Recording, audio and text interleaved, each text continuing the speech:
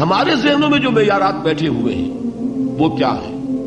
کامیابی پیسے سے ہے، کامیابی جائیداد سے ہے، کامیابی کاروبار سے ہے، کامیابی شہرت سے ہے، کامیابی اقتدار سے ہے.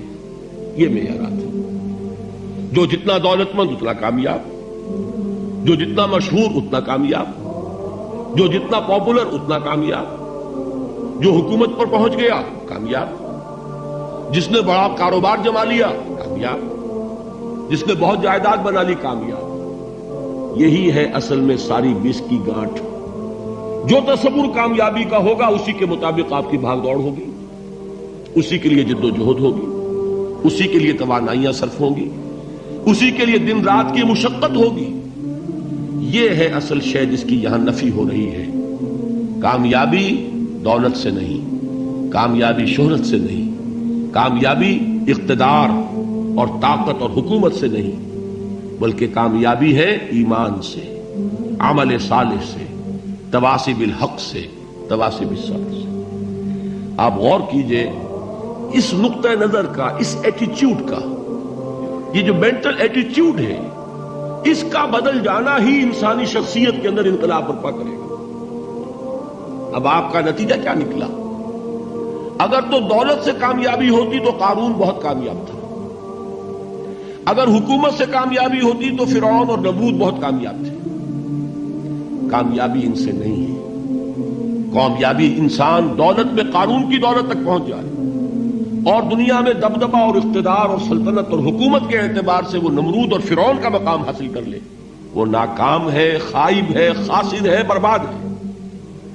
اور ابو ذر غفاری کامیاب ہے، چاہے ان کے پاس کچھ نہیں تھا، جھونپڑی تک نہیں تھی، کوئی گھر نہیں تھا. حضور نے فرمایا ہے اللہ کے کچھ بندے ایسے ہوتے ہیں جو کسی محفل میں جانا چاہیں تو انہیں اجازت نہ ملے، جو کہیں اگر رشتہ کرنا چاہیں کوئی ان سے رشتہ کرنے کو تیار نہ، کہیں کوئی سفارش کرنا چاہے تو ان کی کوئی بات ہی نہ سنے.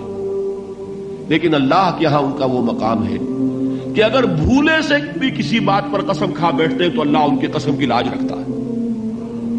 یہ ہے فرق. یہ جان لیجیے اچھی طرح. اس بات کا مان لینا آسان، اس پر سبحان اللہ کہنا آسان، لیکن اس کے مطابق آپ کے اپنے ذہن کا بدل جانا بہت مشکل. اس لیے کہ ہم متاثر ہوتے ہیں اپنے ماحول سے.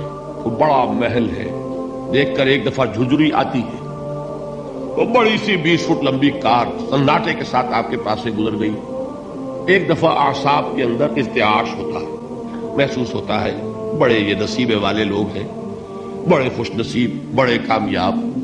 حالانکہ کچھ معلوم نہیں کہ یہی سب سے بڑی بد نصیبی ہو سکتا ہے کہ یہی سب سے بڑی ناکامی ہو. اگر ذہنوں میں یہ بات بیٹھ جائے کامیابی کس شے سے. یہی وجہ دیکھیے قرآن مجید میں بارہا آپ دیکھیں اولئک ھم المفلحون، یہ ہے لوگ کامیاب ہونے والے. آج یہ آپ نے نماز میں وہ آیات سنی، یا ایھا الذین آمنوا ارکعوا واسجدوا واعبدوا ربکم وافعلوا الخیر لعلکم تفلحون. اے ایمان والو، رکوع کرو، سجدہ کرو، اپنے رب کی پرستش اور بندگی کرو اور اچھے کام کرو تاکہ تم کامیاب ہو جاؤ. تو کامیابی کن چیزوں سے ہے؟ یہ ہے سب سے بڑا سبق. یہ ہمارے دل میں اگر بات بیٹھ جائے، ٹھک جائے، تو زندگی بدل جائے گی. صبح و شام بدل جائیں گے، نقشے بدل جائیں گے، بھاگ دوڑ کا رنگ بدل جائے گا، ویلیو سٹرکچر بدل جائے گا. آج وہ ایک چیز نہایت اہم نظر آ رہی ہے، کل نہایت غیر اہم نظر آئے گی. جیسے کہ حضور کی حدیث ہے مالی ولی دنیا، مجھے تمہاری اس دنیا سے کیا سروکار ہے. انما مثلی کراکب استظل تحت شجرۃ ثم راح فترکها، میری مثال تو اس سوار کی سی ہے جو تھوڑی دیر کے لیے ایک درخت کے سائے میں ٹھہرتا ہے سستانے کے لیے، پھر وہ اپنا راستہ لیتا ہے. اسے اس درخت سے مستقل تعلق اس کا نہیں ہے، وہ اس کا گھر نہیں، وہ اس کی منزل نہیں. اسی طرح یہ دنیا میرا گھر نہیں ہے. اب دیکھیے ہم کہتے ہیں انا للہ و انا الیہ راجعون، ہم تو مسافر ہیں، ہم اللہ کے پاس سے آئے، اللہ کی طرف ہمیں لوٹ جانا ہے. کن فی الدنیا کانک غریب و عابر سبیل، حضور فرماتے ہیں دنیا میں ایسے رہو جیسے کہ تم اجنبی ہو یا راہ چلتے مسافر. لیکن یہ طرز عمل کب ہوگا؟ جبکہ یہ آیت ہمارے ذہنوں کے اندر بیٹھ گئی ہو، والعصر ان الانسان لفی خسر الا الذین آمنوا وعملوا الصالحات وتواصوا بالحق وتواصوا بالصبر۔ یہ ہے اصل بات جو میں نے عرض کیا تھا کہ میں بتاؤں گا صحابہ کیوں ایک دوسرے کو یاد دلاتے تھے۔ اس لیے کہ دیکھیے جیسے برف باری اگر ہو رہی ہو، آپ باہر نکلیں گے تو برف آپ کے کپڑوں پر جم جاتی ہے نا، تو آپ جھٹکتے ہیں کپڑوں کو تاکہ برف ہٹ جائے۔ ہمارے ایمان پر اس دنیا میں رہتے ہوئے جب ہم متاثر ہوتے ہیں ماحول سے تو گردہ آ جاتا ہے، برف پڑ جاتی ہے، اس کو جھٹکتے رہنے کی ضرورت ہے۔ اور وہ جھٹکنے کی بہترین اور مؤثر ترین شکل یہی ہے کہ یاد رکھو کامیابی ان چیزوں سے نہیں ہے۔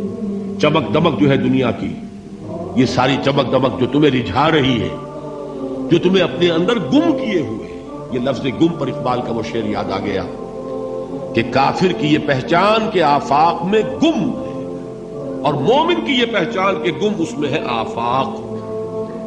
تم گم نہ ہو کر رہ جاؤ، اس میں مبہوت نہ ہو کر رہ جاؤ، مرعوب نہ ہو کر رہ جاؤ، دنیا ہی کی محبت تمہارے اوپر ڈیرے نہ ڈال دے، تمہارے دلوں کے اوپر مسلط نہ ہو جائے۔ لہذا تازہ کرتے رہا کرو، والعصر ان الانسان لفی خسر الا الذین آمنوا وعملوا الصالحات وتواصوا بالحق وتواصوا بالصبر۔ پھر یاد کر لو، پھر تازہ کر لو اپنے اس یقین کو کہ کامیابی دولت سے نہیں، کامیابی ثروت سے نہیں، کامیابی اقتدار سے نہیں، کامیابی شہرت سے نہیں، کامیابی جائیداد سے نہیں، کامیابی ہے ایمان سے، کامیابی ہے عمل صالح سے، کامیابی ہے تواصی بالحق سے، کامیابی ہے تواصی بالصبر سے۔ یہ چار چیزیں ہیں کہ جو کامیابی کے لوازم